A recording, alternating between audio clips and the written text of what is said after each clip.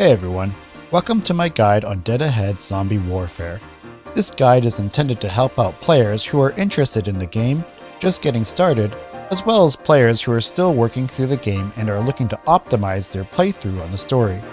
I'll start at the very beginning by describing what the game is and how it works. So, if you feel you don't need that kind of introduction, then feel free to skip ahead to the chapter that best suits your interests. As a quick preface, I'm intending this guide to be a free-to-play walkthrough instead of a walkthrough that demands you spend real-world money.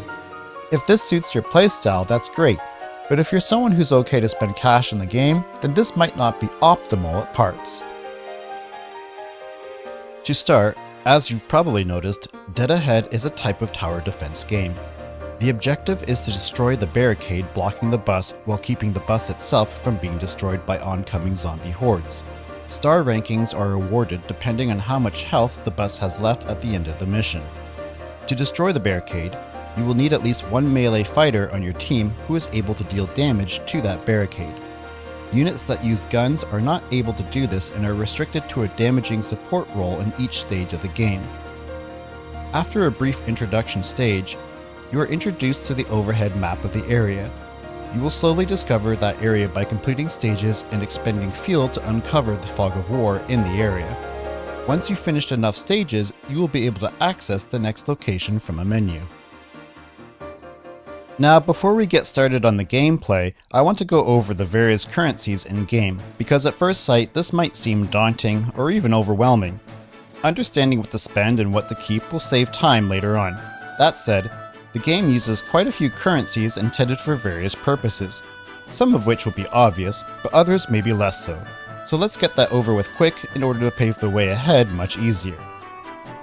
Fuel is used to play through story missions and discover new areas on the map. When you are below 20 fuel, you'll begin to auto-regenerate fuel back up to that number over time. This is sort of the game's way to pace your playthrough so that you don't wind up finishing everything in a day. If you run out, you can also gain more by watching ads. They can also sometimes be found in caches on the map. Gold coins are the game's primary mode of currency for upgrading. This is used for other things too, but primarily you'll use coins to upgrade your units, equipment, your bus, and so on. You're going to need a lot of this to progress through the game. Dollars are generally used to buy new unit skins and exclusive units. This is the rarer form of currency that builds up over time by watching ads, completing quests, trading in at certain shops, or spending real-world money.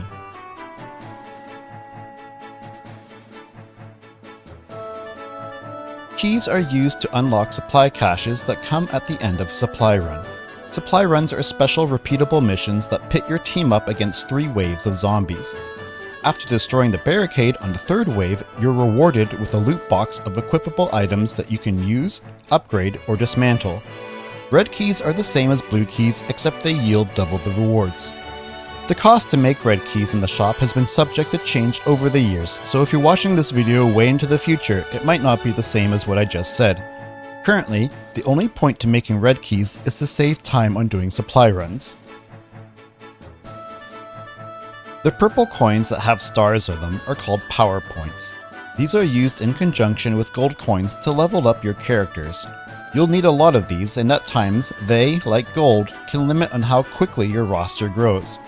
Also, like their gold coin counterpart, they're obtained through quests, playthroughs, caches, and are sometimes available in the shop for purchase.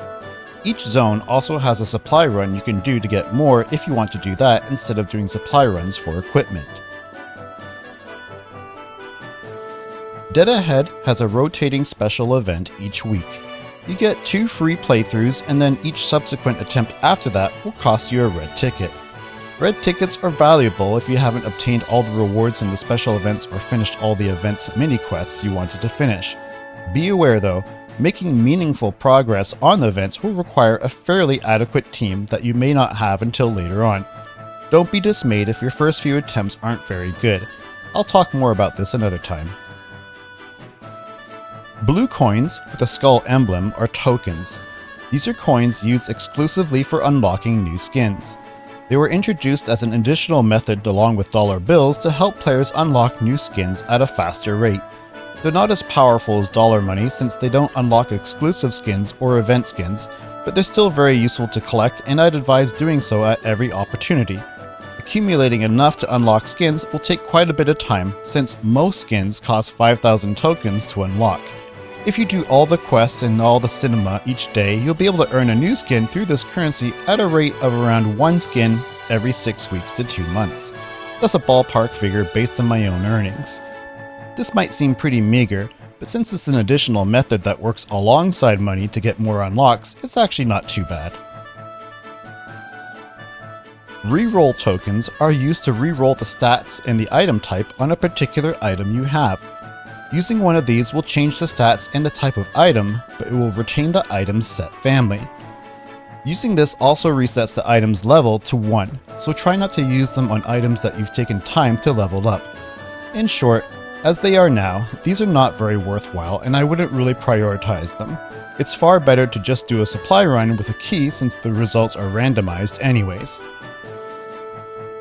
New to the game as of this video are also a new special currency, event points, and skirmish coins.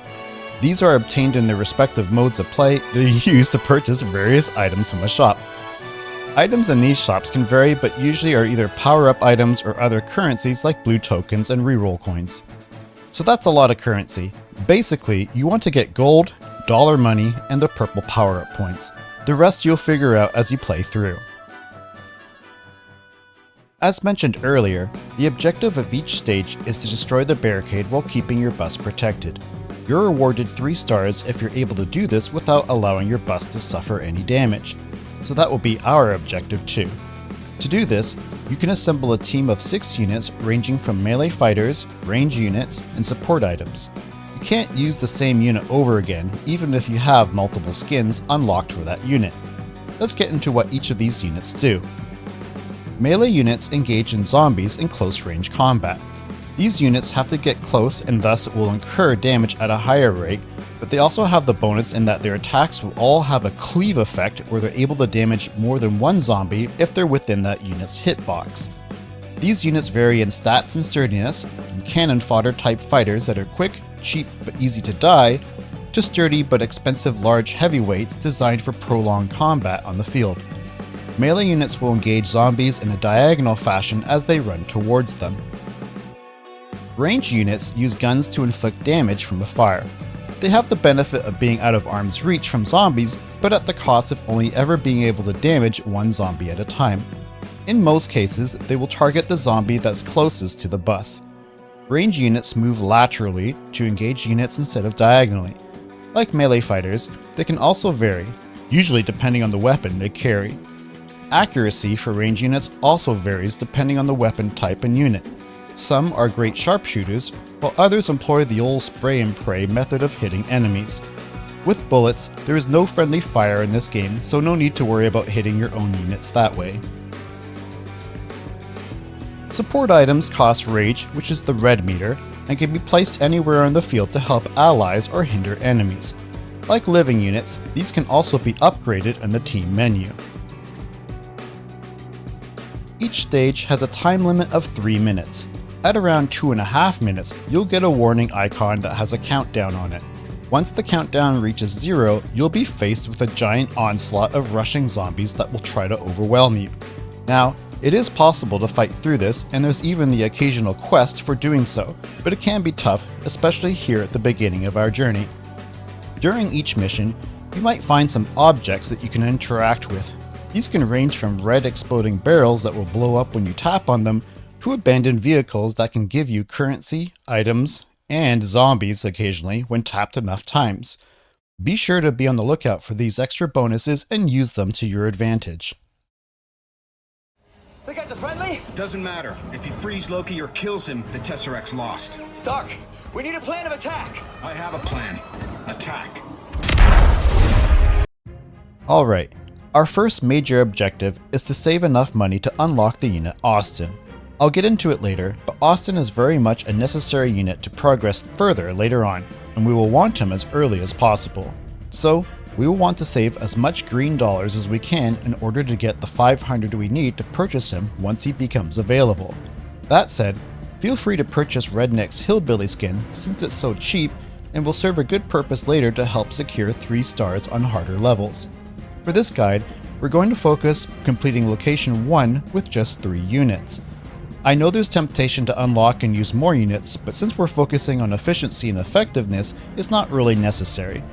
The units we'll be using for location 1 will be the Redneck, Farmer, Pepper, and later Policeman Diaz if you're able to unlock him in time. If not, no worries. Our support items will be the Blue Barrel, Red Barrel, and Med Pack. Also, feel free to put in the Mechanic as well if you get them unlocked. One of the fun things about this game are all the varying styles and selection you have available to unlock. There's a lot of temptation to try out new units in hopes that they'll be better than the current ones in your roster. Believe me when I tell you that after unlocking nearly every unit and skin in the game, some of the very best units are the ones you start with. For me, it's one of the attractive things I find about Dead Ahead. Redneck is going to be our sole melee unit. We will unlock Mechanic too and put maybe a few points in him, but he's a backup really. His use comes later in the game. For now, Redneck will do exactly what we want, be a frontline fighter to help clear zombies, protect range units, and destroy the barricade. Next up is Farmer. He's fragile and easy to overlook, but this guy can pack a mean punch. His shotgun inflicts splash damage which can wipe out groups of zombies in a single hit. Location 1 has a lot of clumped zombies, so he's absolutely necessary. Last is Pepper. She's not too fancy, but acts as a good backup for Farmer and a good unit to spend leftover courage on if we have other units on cooldown. Now, work your way through the levels and head north so you can unlock the level supply run area. Once unlocked, spend all 8 keys and get as many items as you can. Don't forget to check chapters and complete quests to collect rewards. There's going to be a lot of ad watching here for now, which is just something we need to deal with. Let's discuss this in detail. Supply runs act a little differently from regular stages. Instead of building courage over time, you instead are given 100 courage to spend to preemptively put your units on the field on the condition that no unit can repeat and health bars will carry over to the next stage. You have a 3x3 grid to deploy your current team as you see fit. You'll want to think about who goes where, but basically it's best to put your melee units up front with range units a bit back. How you do this is up to you, but the gist is that you need to survive 3 waves to complete the run. If a unit dies but you still manage to clear everything, you can put that unit back on the field on the next wave.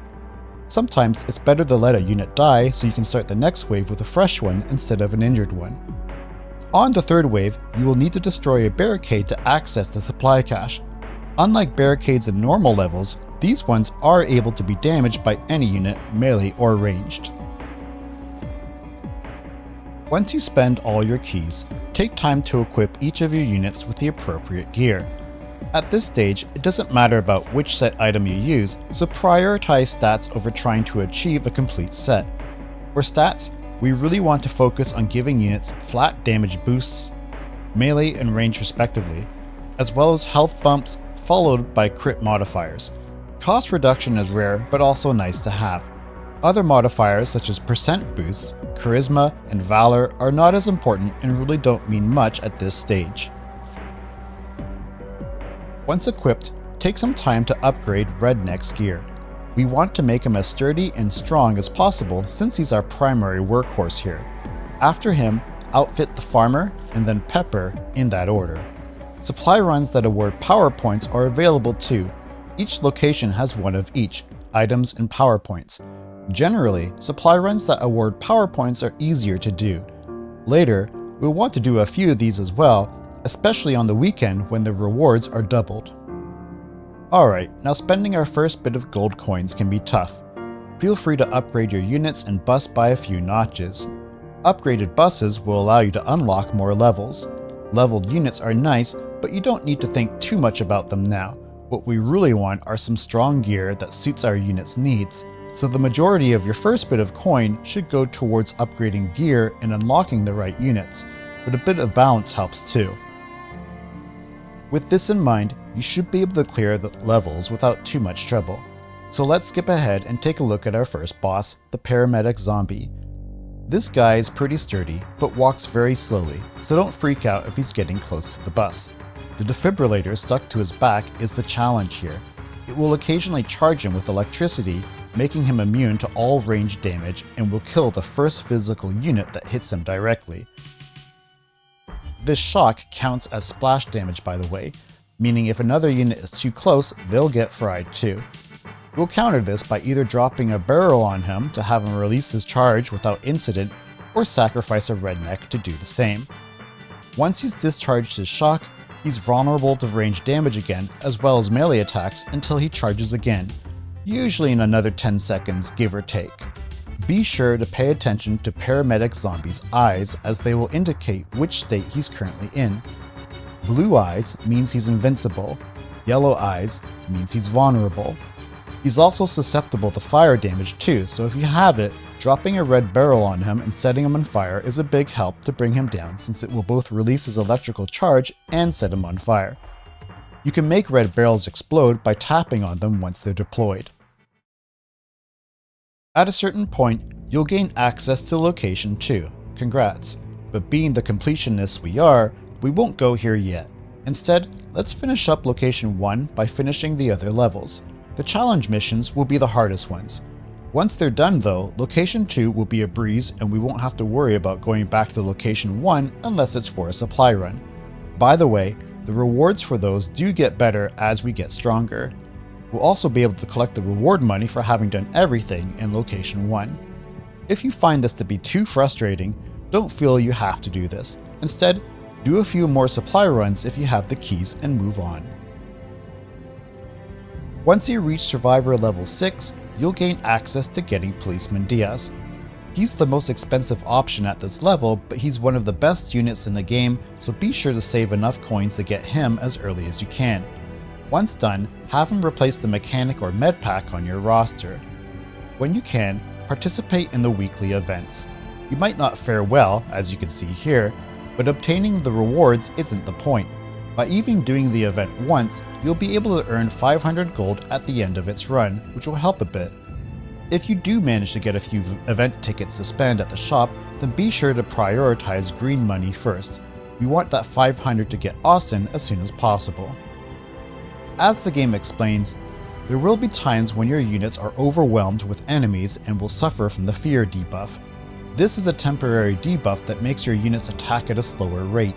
It can be solved by either adding more units to the area, killing enough zombies, boosting that unit's valor, or having that unit near another unit that has high charisma. Zombie dogs are extremely fast, but will almost always collide with your redneck. Even other units will usually run into them, so be sure to time yourself accordingly. The key to doing well on challenges is to ensure that you have the right gear that's upgraded. Once done, you will want to time your first redneck or farmer to come out and counter the first attacking zombie. Let the zombies have the initiative and counter accordingly. This will give you a bit of time at the start to build resources. Remember to drop support items to help. Even with all that, it still might take a few tries to get 3 stars in each challenge. Challenges themselves are unique in that they have 3 modes of difficulty. If you find it frustrating, again, you can always skip and come back later when you're stronger. With a bit of luck, time, supply runs, and investment, you'll have finished everything there is to do on Location 1 with perfect scores throughout. Congratulations, let's move on to Location 2, the desert.